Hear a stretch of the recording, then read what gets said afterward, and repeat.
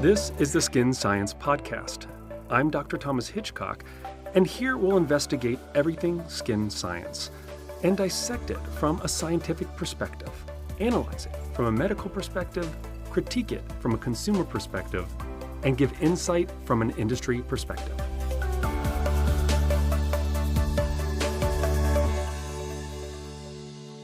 Welcome back to the podcast. I'm Dr. Thomas Hitchcock, and here we are talking about everything skin science. Unfortunately, today we do not have Angela McDonald in the studio. She is stuck in Aspen. Hopefully, she's about to board a flight to head back to us. But we do have Dr. Brian Jones with us again in the studio.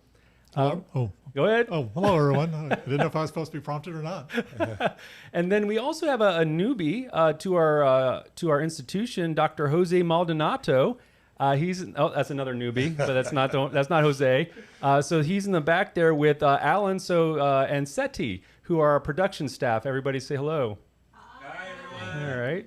And then now I'm introducing Dr. Gregory Laurence, who happens to be in town today, and we had a discussion about the topic for today, and I thought that he'd be interested, and he was indeed, to come say hello. And so let me give you a little bit of background before he introduces himself. Dr. Gregory Laurence is a cosmetic surgery specialist. He's received his MD degree from the University of Texas at Houston Medical School.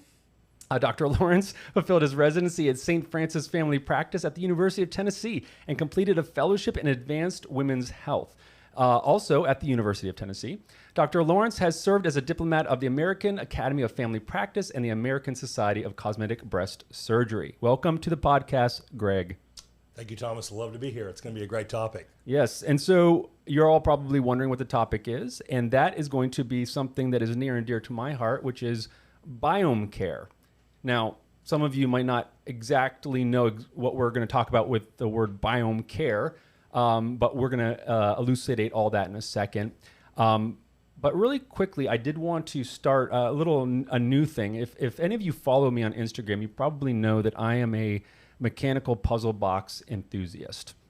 And so it's my hobby. Some people spend money on cars, being Brian. Some people spend money on clothes, which would be Angela, and I spend my money on puzzle boxes. And so I brought one here today. This is my brand new one. I got it just this weekend.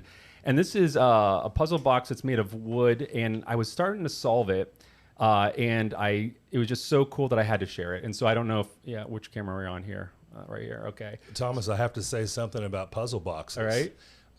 I always had a high opinion of you. You know, I've known you for a good number of years, right? Yes. And Thomas has lots of letters behind his name, and people talk talk with a lot of respect when they talk about you.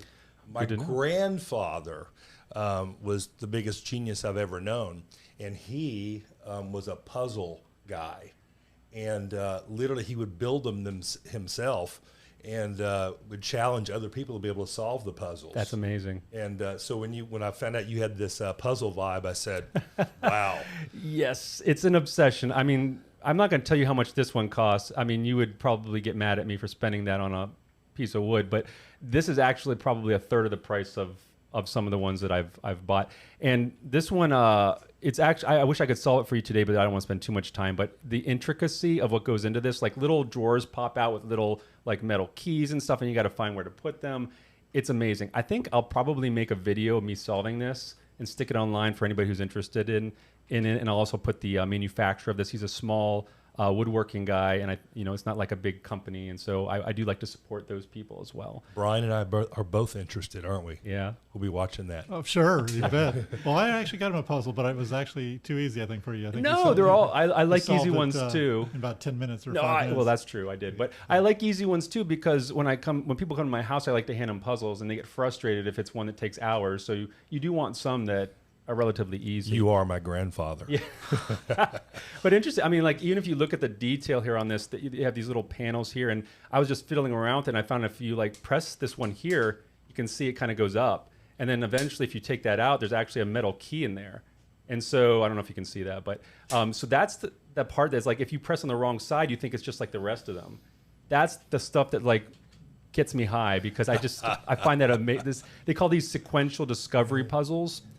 So anyway, I'll get off that topic, but I want to share a new puzzle every time. and kind of like get people looking into puzzle boxes, because you got to use your brain, right? And so if you're going to use your brain, this is one of the great ways to do it. It's also relaxing. So at the same time, you're kind of stretching. Anyway, today we're talking about Biomecare. So it's kind of I'm not sure if I coined the term or if we coined the term, but it may have been out there already. But the reason why I use the term Biomecare in lieu of skincare is not because we're saying skincare is bad. It's because we're saying that when we're talking about the skin, one of the things that we're starting to see through science as well as medicine is that you cannot just care for the human part of your skin. You also have to think about the microbes that live on the skin. And anybody that's listened to any of these podcasts know that's a big deal for me. Microbiology, the skin microbiome is something that I've been spending almost the better part of a decade, if not more than that, because even in my doctorate, I was using prokaryotic systems to look at DNA damage and repair. And so we actually at Crown have we've developed technology that actually we believe is one of the first legitimate Biomecares that will be on the market, if not the first legitimate. And so today I wanted to go through 7 different statements of regarding Biomecare and what that means, and then discuss whether they're fact or fiction and kind of some of the details behind it. Now, because Angela's not here to kind of bring it down to the consumer level, we're going to need to kind of all think about, because we're all doctors in this room for the most part, in one way or another. So we can challenge each other to try and boil it down. If we hear each other getting a little too lofty, we'll try to boil it down for our consumer base that's listening to this. So the first kind of statement, and I gave this talk in Aspen just this last week on this topic, and so I used 7 statements. The first of which is that probiotic skincare is a lie. And so there's a reason why I make that statement, that probiotic skincare is a lie. Now, this is we're saying, is this fact or fiction? And so part of dissecting this statement will help us to determine whether it's fact or fiction. So probiotic skincare is a lie. So Brian, you're too close to this. I'm going to let Greg kind of react to that, and from a cursory perspective, like from before we talked, how you would have reacted to that statement, and then we can start talking about it more nuanced. Well, I would say there's a lot of confusion about that. Surgeons like myself, just we all know that we know that the sterile field isn't sterile, right? And a lot of times our OR staff will talk about, hey doctor, I touched that skin, it's no longer sterile. Well, it was never sterile. We may have prepped it. We may have decreased the number of bacteria. Maybe briefly it was sterile. Yeah, but that field is different than the drape right next to it. Mm-hmm. The drape right next to it is sterile. The instruments are sterile, but no matter how you prep that skin, there's a whole population. There's a city in there in the pores and the hair shafts. Right. And so as a surgeon, we have to think about that all the time. And for me, for some of the cases that I do that are long, especially if we're moving the patient around, there's a sequential assignment of duties to make sure that field stays as clean as possible. Right. But you'd never use the word sterile if you knew what you were talking about. Right. Even with, so our company makes microneedling devices, and a lot of people don't understand, one of the things that drives me nuts is when people talk about treating over acneic lesions. Now, some of that's contraindicated, based on the label, but when they treat over those, their reason why they don't want to treat over is because they don't want to drag acneic bacteria across the skin and cause more acne. And my reaction to that is, that's not the way that the microbiome works. Is if you have an acneic lesion, you already have that bacteria all over your face. Right. Right. It's not. And again, we'll get down to whether that bacteria even causes acne. But that's one of those misnomers that I think reasons why people use a lot of hand sanitizers all the time. And of course, it's for viral reasons too. But when you talk about bacteria, people cringe because they think dirty and they think disease and disgust, and they don't realize that their whole bodies, no matter how clean they've tried to scrub themselves, is teeming with bacteria from top to bottom. Fungus as well, archaea, virus as well. Now, bacteria is more or less the most abundant microbe, but fungus is actually pretty prevalent as well. Yeah. And so, when you think about probiotic skincare, so the real kind of question is, what does the word probiotic mean, right? So I'm going to read really quickly. The reason this statement came about was in November of last year, November 23rd, Allure magazine published an article called "Probiotic Skincare is a Lie."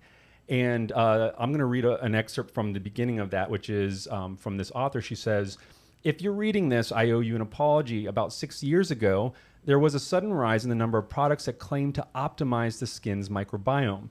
The formulas contain probiotics, or live microorganisms derived from fermented foods or dirt, for example. Probiotic-laced skincare ends up wearing a halo of scientific truth. But like all halos, it's not real. That's the mistake I and many other editors made when reporting on this phenomena in the mid-teens." So she does go on to be fair at the end of the article to say that perhaps probiotic skincare in the future will not be a lie, and that there is potential there for probiotic skincare. But currently, at the time of the writing, she felt that it was a lie based on what the products were out there were. And I think the reason why she felt this way, and I mean, I've had a lot of reactions to this. Some people have said she was, not very nice for doing this. They've used other words, but, not very nice for writing this. But I cannot say I blame her necessarily. Or there's actually been several articles that have kind of echoed this after she had written this. And the reason I don't blame her is because the term probiotic has been more or less bastardized over the last decade or so. And part of that is because people have taken what's known about the gut microbiome and tried to one-for-one trade it for the skin, and have made a lot of assumptions. And most of the culprits have been, unfortunately, the industry, which we are a part of. And it's because I think for you to have a legitimate skin probiotic, as we'll discuss in a bit, it requires a change of infrastructure, which is going to be significant investment of money and resources. And so I don't blame her, but really, in order for us to kind of take a look at whether probiotic skincare is still currently a lie, and why it was a lie in her opinion in the past 10 years, we kind of have to go to statement 2, which is that a probiotic is a probiotic, meaning a probiotic is I don't know how else to say that, but it is what it is. They're all the same. Probiotics are probiotics. So if I'm taking a probiotic for my gut, it should be useful for my skin, for my hair, for my toenails. I'm not sure if there's toenail probiotics, but there probably should be. And there should be. Yeah. But what is so Brian? When I say a probiotic is a probiotic, without getting into what we already know, kind of, what is your take on that? If you think of it from a consumer perspective. Well, again, I think it goes with all cosmetics and skincare products. Is that everything is one and the same as towards when you look at an ingredient listing or claims that are being made. Everybody tries to go on the same bandwagon, make the same claims, or especially if it's really a hot claim, and who's the first one, and then who's the next one to come out with it is sort of trying to capture the market, and the market's quite large. Right. So I think it's just a case that the different marketing groups are seeing what is interesting or what resonates with consumers and says that's what we're going to go with. And so I think that's it's something new and novel. It's something that's interesting, I think, to everyone, because everyone kind of relate to it as far as to some extent. Right. So I think it's just simply for most individuals just another product versus it being actually. I mean, consumers just look at it and say, okay, it's just another cream. Well, I think that they think that it has some uniqueness to it, and that's what resonates, and that's why it's expanding in the marketplace as much as it has. You mean quote unquote probiotics? Yes, yeah. Essentially something to do with bacteria on your skin. Okay. And that's what they know. So they don't know the difference between bacteria in the skin or the gut or any different locations within the body. It's just bacteria is bacteria, and right. And that's where the term probiotic again is kind of doing them a disservice, right? Correct. Because technically it is a probiotic in some capacity.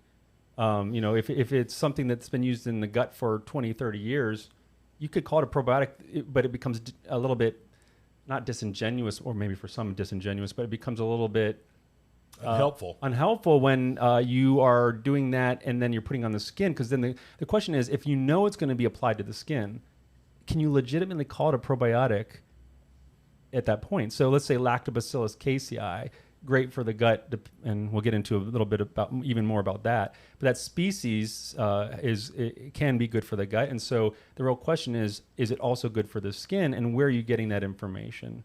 And is it just that you're making an assumption, or has there actually been clinical tests that have shown that? So let me really quickly read, and we've done this, I think, on the podcast before about definitions of probiotics. So I won't belabor it, but for those who may not have seen that episode or heard that episode, the Merriam-Webster, which is kind of like the layperson's definition source, the dictionary there, is they actually have a definition that says a microorganism like lactobacillus that when consumed, as in food or a dietary supplement, maintains or restores beneficial bacteria to the digestive tract. So then they also say also a product or preparation that contains such microorganisms. So really that adds to the confusion because they're specific to the digestive tract. So that definition, I would say, is outdated. It's reductive because we know with the boom of metagenomics and gene sequencing that has become cheap relatively, we know that every tissue has some sort of microbiome, some sort of microorganism. So we have to ask ourselves, are there going to be products now or in the future that are going to deem to be for the same purpose as what we do with the gut, taking bacteria for the gut? And Thomas, to your point, there was a paper that came out just a couple years ago using some of the new technology for evaluating basically a healthy person that died. They were able to look at the spine and the discs and the intervertebral discs, and they were able to use technology to find out what organisms were in. Again, this was a healthy individual. Right. There were several hundred microorganisms in that particular tissue. It's making us rethink everything. In the brain as well. Yeah. And in our Beauty and the Bacteria series, which I recommend everybody go and watch, or we do have a synopsis. I'm not sure if it's available online or not, but we can make it online. We can make it online. By the time this comes out, maybe we'll have it online. But that series is available online at www.beautyandthebacteria.com. And one of them talks about skin deep, I think is the episode, and it talks about that even in the womb, we actually have some microbes that have been shown to infiltrate, and interestingly, they're skin associated as far as like Staphylococcus epidermidis and Cutibacterium acnes. There's actually found in small amounts in the womb. And so we do, what people have been thinking for the last probably 10, 15, 20 years is that we get all of our microbes from the birth canal. And there's been some studies that have shown differences in the predisposition to inflammatory skin issues if someone's born by C-section versus vaginally. Now, that being said, a lot of what comes out of the vaginal canal is our lactobacilli and such, because that is a specific niche in the body. But if you look at the human skin, either child or adult, we know that lactobacillus does not make a large constituent of our microbiome. And so if it was the seeding in the vaginal canal that actually drives our microbiome, why don't we have more lactobacilli? Why do we have C. acnes and Staph epidermidis and Staph aureus? It's for a couple reasons. The first is because the niches tend to attract certain bacteria that because of the environment they create. And so is lactobacillus suited to live on the skin, especially on the face and such? But then also in the womb, if you have them already in there, it just speaks to the fact that there's perhaps, I don't know if we want to get into it, that there's a design here, but there is a symbiosis, and where it's cyclical. And so if it wasn't cyclical, then we wouldn't have such consistency now from person to person as far as, and now there has been also literature, but then there's been like news articles and such talk about how everybody has like a microbiome is like a fingerprint. And while I can't say I've done that research, so I don't know how legitimate that is always, because we also know that if you live with somebody, you tend to start adapting your microbiome to be more like them if you have pets similar.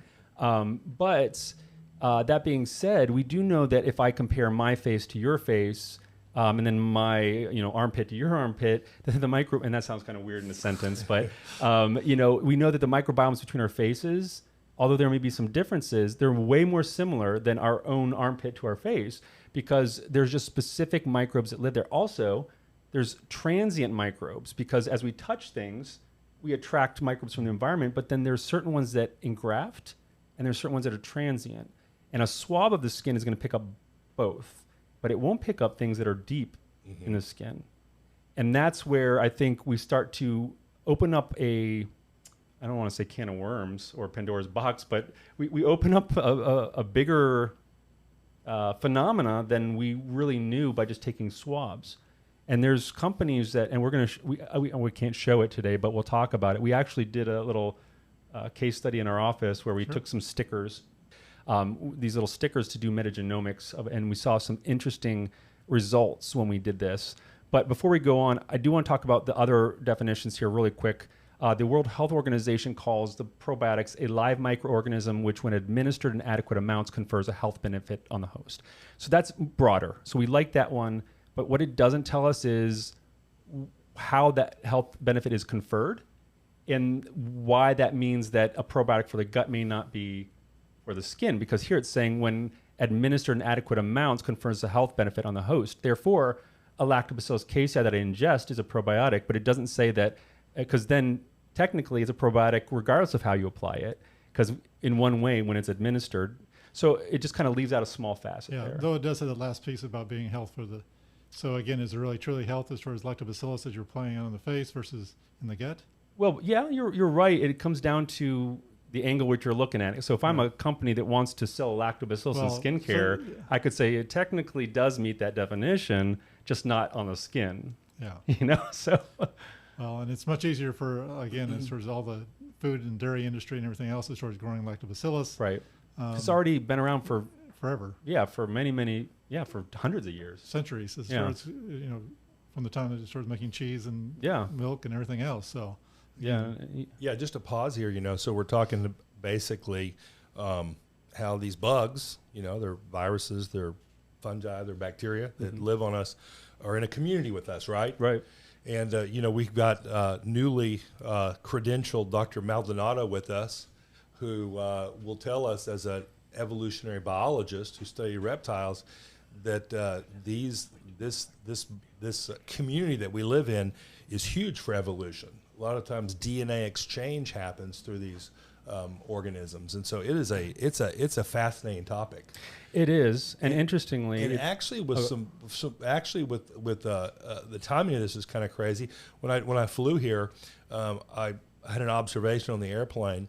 I thought you were going to say you exchanged DNA with somebody. Well, I probably did. But on the airplane, there was a gal who was walking down the aisle with a really good mask on, by the way. If you're going to wear a mask, wear a good one, right? Like a 95? Yeah, but it looked like it was custom fit. And anyway, gotcha. But she looked like she was trying to walk between two glass plates so she didn't get close to one or the other. And the point is that there could be some value in her masking, but this doesn't need to lead to a fear of her being in community, because we're not only in community with each other, and if we stop having exchange of community, especially little kids and stuff, there could be some bad health effects. So this is a great topic for there's so many applications for it. Right, and there's been research that showed that, for instance, people or pets that are domestic, or they're all domesticated, but the ones that are isolated My dogs in don't house. think that. Yeah. Think what? That they're domesticated. Oh, okay. Mine does. But when they're isolated to like a house, like an urban environment, versus if they're let out to like roam on fields and stuff, the ones that are in the more rural areas tend to have way less atopic dermatitis and such, and allergies. And I think humans as well, we know that more urban areas, people tend to have higher amounts of autoimmune, but also inflammatory, which is kind of tied together. Yeah, right. It's hard for me to hear. When I was a kid, I was germophobic, and I remember this one day that we were on the beach, and I wouldn't touch my hot dog. Did not want to touch the hot dog. So I had this paper towel, and I dropped it in the sand. I guess my mom and dad were either the worst parents ever or the best. And they said, yeah, that was your wash it off, or you just lost dinner. Yeah. Yeah, and it's true. I mean, it sounds gross, but frankly, there's very little that is going to really harm you if you eat something off the ground, unless you're like in a place where there's a lot of fecal material or something that's going to have E. coli. I would say definitely don't. On a farm, maybe don't eat stuff off the ground. We agree. Yeah. But, that there's that whole, like, people say there's a 5-second rule and stuff. there's legitimacy to the fact that just because it falls on the floor doesn't mean it's. I mean, of course, it depends on which floor we're talking about, for sure. Like on a bathroom floor, I probably wouldn't eat something off of there. But so there's you got to use common sense, and we're kind of getting way off track here. But again, like even when you're talking about with surgical making incisions and stuff, the fact is you can try to prep that surgery site, but there's stuff beneath where you prepped that's and that's why sometimes there are you can get some infections with things like staph epidermidis and Cutibacterium acnes, which are typically because especially Cutibacterium, it's anaerobic. So if you get enough of that down into a surgical site, it could cause an issue because it's still going to want to live there. Mm-hmm. It's going to try to survive, but it's not supposed to be there, and so the body will react to that.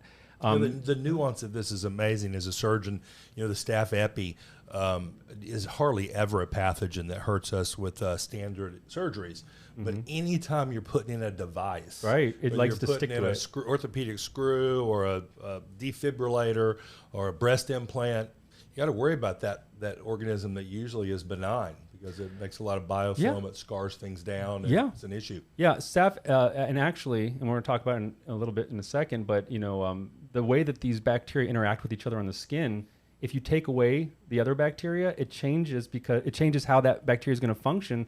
And you mentioned the biofilm, and part of what depresses the amount of biofilm that staph secretes is C. acnes. Crazy. And so, we think of these in isolation. Which is the organism that causes acne in most dermatologists' Well, that's what they say that it does. Yes. But I'm wanting to throw a little bit of a wrench here, and that's one of our statements. I can't wait.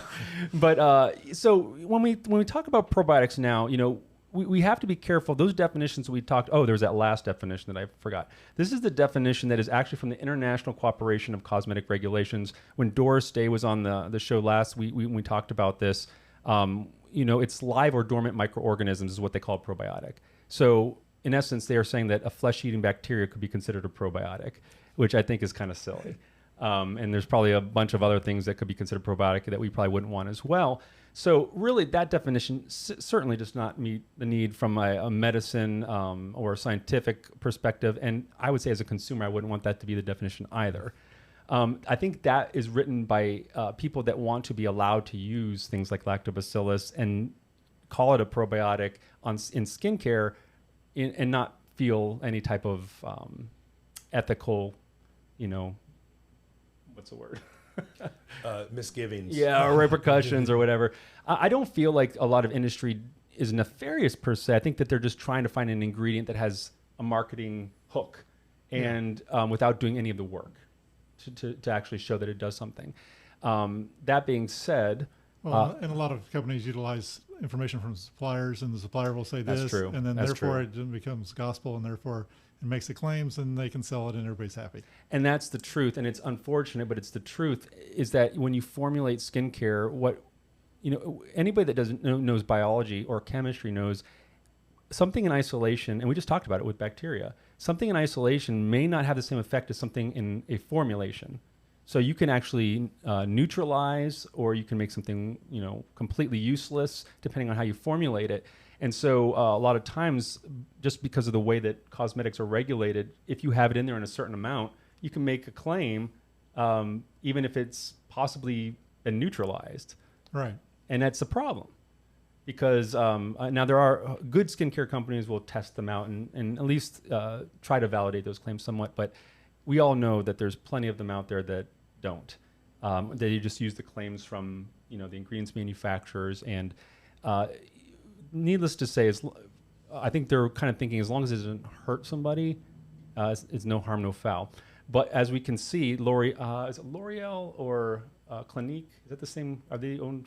No, Clinique is separate. Yeah, they're separate, two different companies. Yeah, so I believe Clinique is currently in a lawsuit regarding this because they were claiming that they had probiotics in the skin in a certain product, and it turned out to be postbiotics, I believe. And so, of course, somebody sued them. I believe it's a class action lawsuit. Mm-hmm. And so other companies have followed suit as far as some are still like using postbiotics or paraprobiotics and calling them probiotics, but a lot of them have shied away now.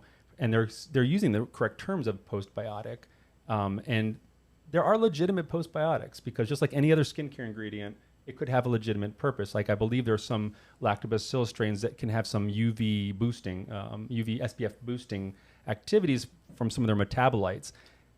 Thomas, Yep. I'm a doctor. And Yeah. I need some help. Okay. Yeah, can you define for me the difference between a postbiotic and a probiotic? Sure. So a probiotic is, and now we're going to get into that definition in a second, but let me just get into that definition first. So in 2015, a group of scientists got together and published, and in that publication, they defined certain facets that microorganisms should have to be considered probiotic for any given application. And they gave 5 different kind of facets here. You can divvy it up however you want, but the first was it has to display high resistance to stressors specific to that location. The second is it has to have the capacity to survive in the relevant area of the body. The third is it has to lack any transferable antibiotic resistance gene. The fourth is it has to be able to confer clear benefits through modulation of the resident microbiome. And the last is it has to be non-pathogenic, non-toxic, and provide protection against disease-causing microorganisms. So all that can be boiled down to, for it to be a legitimate probiotic for any given application, it has to be able to engraft or survive and actually thrive on the area of application. So if you put it in the gut, it has to be able to survive and thrive and engraft into that area. In the skin, it has to be able to survive and thrive and engraft in that area and actually confer benefit via several ways. First is it can't be bad for you. So it can't be pathogenic or have antibiotic resistance gene or be toxic. And on the flip side, it has to be good, meaning it has to protect you against bad organisms as well as modulate the microbiome so that it actually becomes more balanced per se. So that basically is a great holistic definition of what a probiotic should be in every given scenario because it's specific to the application.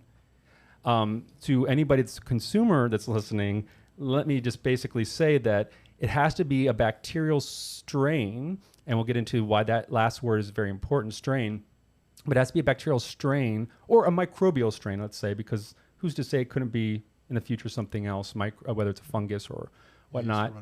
Or a virus, yeah, or a phage or something.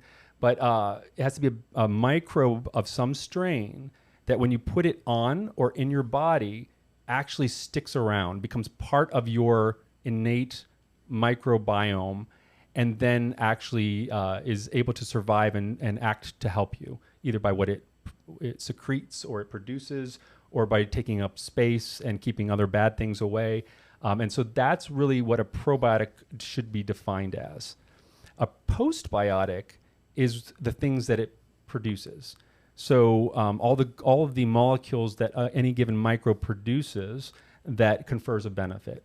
So in the instance of like a lactobacillus, if you have it in a tank and you're fermenting it to produce more lactobacillus, you can actually remove all the cells from that. You can filter out all the cells, and in the soup that it was growing in, that's called the postbiotic because it's what is left behind. Now, a lot of people would call that the waste or the poo of the microbes, which is completely not true because it's not like microbes can't be equated to an organism like us. They're unicellular. And what they do is they also metabolize things to surround themselves with it so that they can protect themselves, like antioxidants, or sometimes they'll produce enzymes. They're creating their own environment. That's right. So yeah. They're conditioning. I think I coined a term called microbioforming. And I coined that back when I was pitching my idea originally about 10 years ago, because it's like it's terraforming. You know how the science fiction, you go out and you find a planet, you try to condition it so that it is suitable for habitation.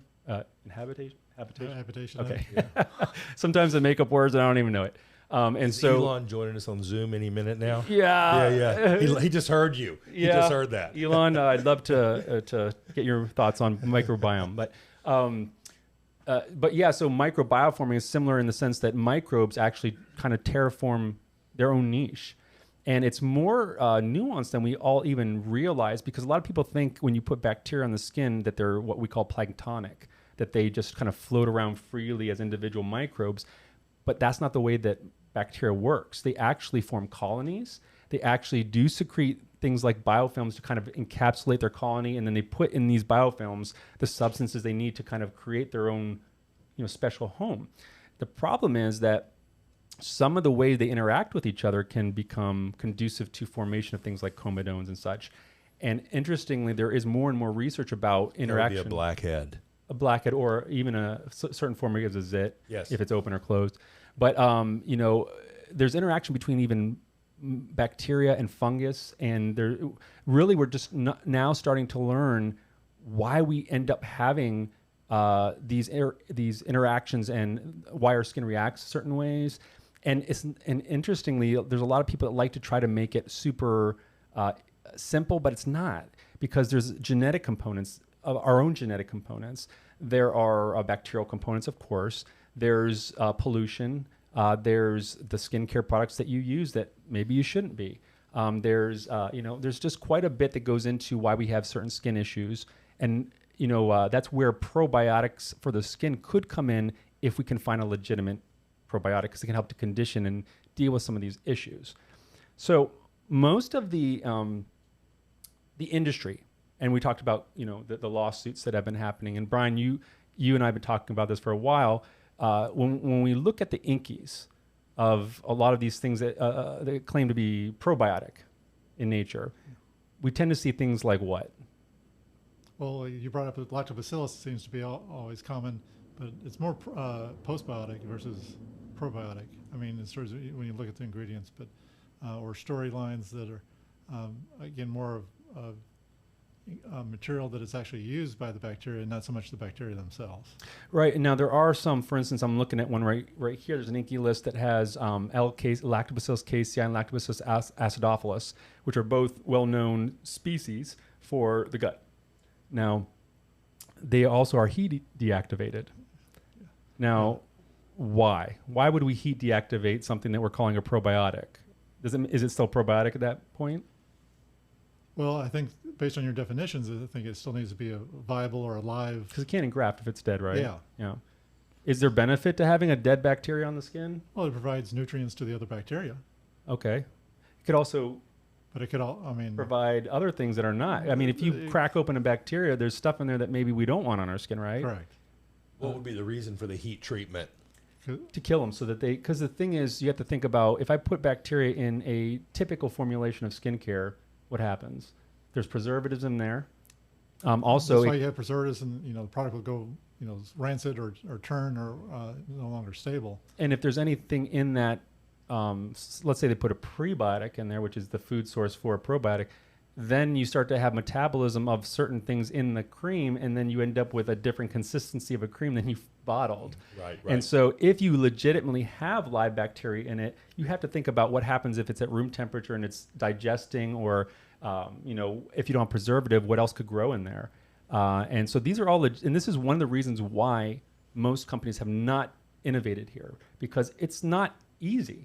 It requires research and infrastructure that most are not willing to invest in, because they can slap a label, kill the bacteria, or use a postbiotic, slap a label as probiotic, and people will see that and think healthy. Yeah.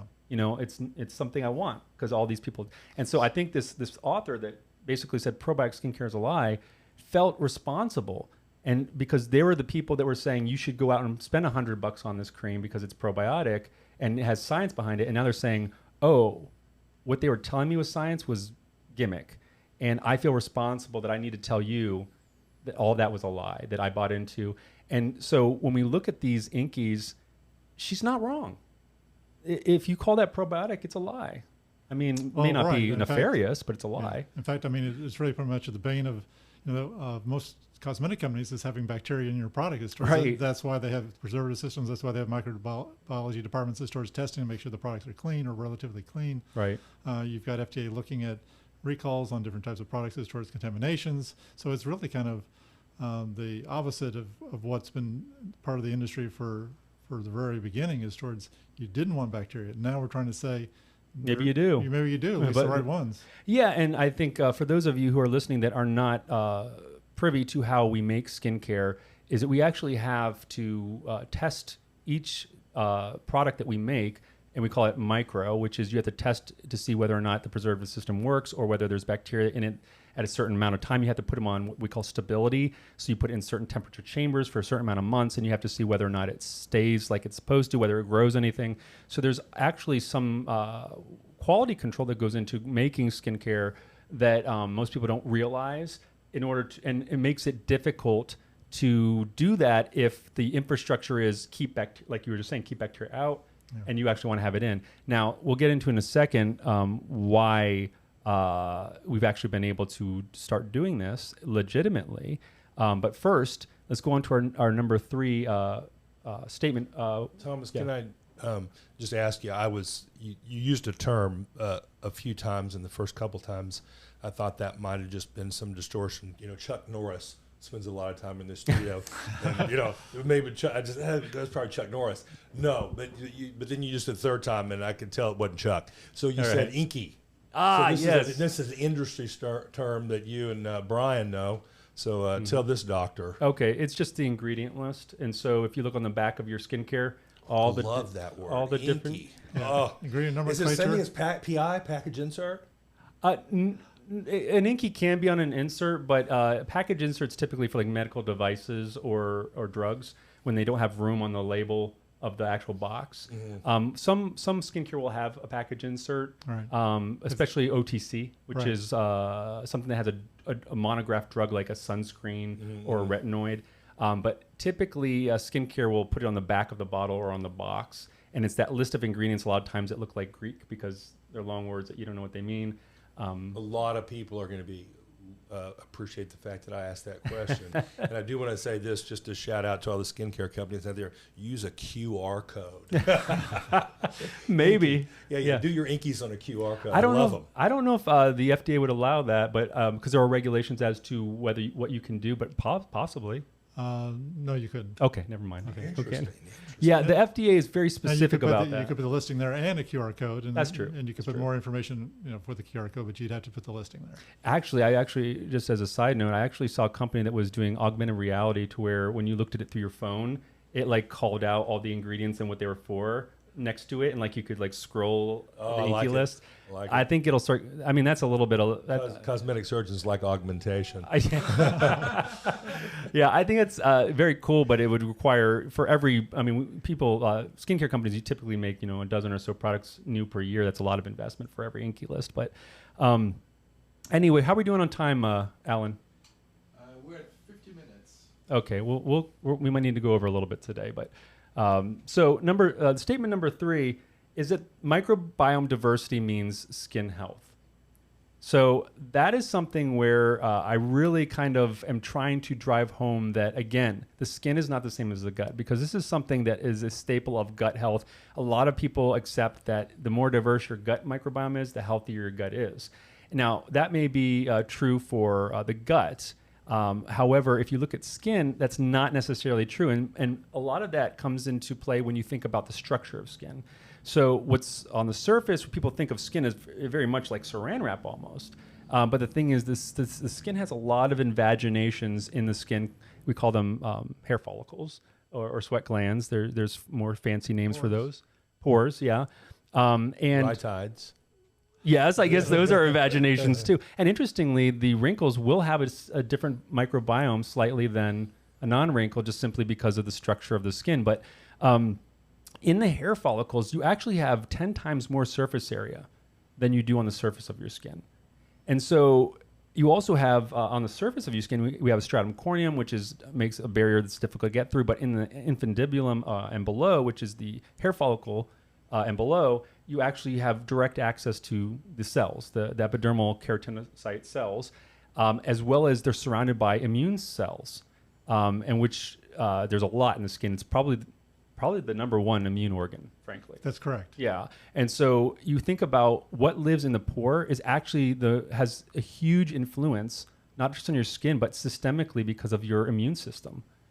And so Dr. Lee at UCLA looked in the skin and found that about across the board, whether you have acne or not, around 89% of your follicle microbiome is C. acnes.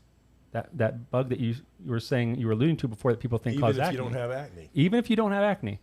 Interestingly, when you swab skin that is a lesion for atopic dermatitis, which is another inflammatory skin issue, you actually find less C. acnes than on non-lesional skin. So that means if you have a patch of eczema, you have less C. acnes on that patch than you do on your healthy skin or on a healthy individual. And, that's... It's almost like that's a good bacteria. It sounds like it, right? Good lead in there. Good segue. There's a little evidence there. That's one piece of evidence. Right. That's one piece of evidence that gives you a little bit pause about, well, how, if C. acnes causes acne, how in the world is that everybody in the face of the earth has it 89% in their follicles? Now, yes, some people have a little less, some people have 100%, but it's a good question. The fact is, it's because it doesn't necessarily cause acne, and there's more to it than that. Now, we'll get to really quickly in a second a little bit more, but if you look at old skin versus young skin, you also have less C. acnes on older skin, and you have more diversity. But I don't know if we would say that older skin is necessarily healthier skin. Most of us are trying to turn back the clock. And so if we're saying that healthier skin, or younger skin and healthier skin has more C. acnes and less diversity, that is different. Dr. Brian, we're going to give Dr. Thomas a little extra time on this cast, right? I gotta have some answers here. All right. Yeah, I see a lot of data over here on this screen. There's a lot of data. We could always split it into two different episodes if we go long enough, right? I think Alan's getting scared now because he's thinking 2 hours. Oh no. But the one thing that I skipped over was the diversity picture is that, when you look at, right now, you guys who are listening can't see it or even watching because I'm not putting it up, but there's a graph here on my screen, which is from Dr. Lee's lab. And Dr. Lee showed that if you look at the difference between acneic patients and normative patients, people that don't have acne, actually there's more diversity on the people who are healthy that don't have acne. I'm sorry, less diversity. Yeah. There's more diversity in people that have acne. And then another study showed and of course this is only N of 3, where the other one was much higher, and so there was the Dr. Lee study is pretty robust. But there's another study that I allude to here that was done in 2008, which was about 4 years earlier, and they showed that in 3 patients that had normative healthy skin, they could only find C. acnes in their follicles, not on the surface, but in their follicles. And in the patients that had acne, they actually had staph epidermidis ingress into the hair follicle. Now, you talked about staph epidermidis being considered a commensal. Yes. But why is it that we're seeing when people have acne, they have more staph epi in the follicle and less C. acnes? Shouldn't it be the opposite if staph epi is a commensal? Right. Yeah, and so that you're asking, we have to ask the question. Commensal has the word community in it, correct? Commensal, community? I guess, communism. Okay, yeah. So it means they're hanging out together, right? Yes, Yeah. That's correct. And so commensals almost, you can think of as benign because they just hang out there. They don't really necessarily hurt or help. Where I would call, some people think commensal, they think it's beneficial. I would call symbiotic a beneficial microorganism, although commensal is kind of used in that way. But commensal is more, for me, like more benign or neutral. And then pathogenic would be if it doesn't have benefit, but it's actually harmful. And so, of course, there are some microbes that can change the way that they act based on their environment. I think staph epidermidis might be one. And part of that has to do with the way that C. acnes interacts with staph epidermidis. And we talked about really briefly before about the biofilms. And we'll get into that in a second. But my kind of own theory is that for people with acne that have less C. acnes or certain strains of C. acnes, you have to think about how 2 of these bacteria are interacting with each other in a anaerobic or microaerobic environment, and whether it's almost like a fight for dominance in the area that's typically only taken up by C. acnes. And so that is one. And then the other way could possibly be, the metabolites of staph epidermidis that are typically kept on the surface by C. acnes. Those metabolites, what do they do when they get inside the follicle? Maybe they're the culprit that are causing some of these issues. And so the real question is the C. acnes that's associated with acne, because some of the strains is it causing acne because they're inflammatory, or is it causing acne because it's allowing ingress of the wrong bacteria, or both, or neither? These are the things that most people aren't asking because they're just assuming C. acnes causes acne. And for all those docs that are listening in who went to medical school more than 20 years ago, when you say C. acnes, you're talking about what they taught us was P. acnes. P. acnes, yeah. Actually, I believe it was Corneobacterium initially was the genus. Yeah. And then, so it was always acnes was a species, but it was Corneobacterium, so it was originally C. acnes, and then it got termed Propionibacterium acnes because they observed that it created propionic acid. That's correct. And then they said, well, there's a lot of Propionibacterium, but this one is exclusive to the skin, so we're going to call it Cutibacterium acnes. And interestingly, they even now they're gone as far as to officially divide it into 3 distinct subspecies because they act so differently. And so there's 3 different subspecies on the skin, and because they act so differently, you have to ask yourself the question: okay, well, should we then be saying C. acnes without the subspecies when we're calling it a pathogen? Or should we say C. acnes is a pathogen, C. acnes defendens is a symbiote? It's a question, right? What do you think, Brian? Well, I think we're kind of going down the direction, at least we're biased in what we're Oh, we are very biased. So I have to say that, we're going to go down that direction, but I think that's everything's going to lead to. So I think so too. I think we'll get one of the statements will lead to this, so I'm not going to talk about it right this second. But so right in front of me, we did a little case study because we see this in the literature. I've been studying these strains for almost a decade now, and so I know what I think is going to happen on people's skin when we look at using C. acnes as a modulation or a modulator for the microbiome. So starting in 2017, I actually myself started applying pure cultures of C. acnes of a specific strain to see what happened, because all the research we were doing was showing that it was anti-inflammatory and had antioxidant benefits. And so I wanted to test it out myself because so many people said C. acnes was pathogen. I was like, I just don't believe that this strain is pathogenic. And so I put it on my skin, and I'll tell you, I did not get acne. If anything, it was the opposite. We won't show any pictures today, but we actually saw where blackheads on individuals were disappearing, or at least from a whatchamacallit, a macro sense, from observational or just because I didn't we didn't necessarily zoom in on their skin, but so I had to start asking the question, why would it? And so when you start thinking about what is the food of C. acnes, it's the sebum that the skin creates. And so what is a blackhead?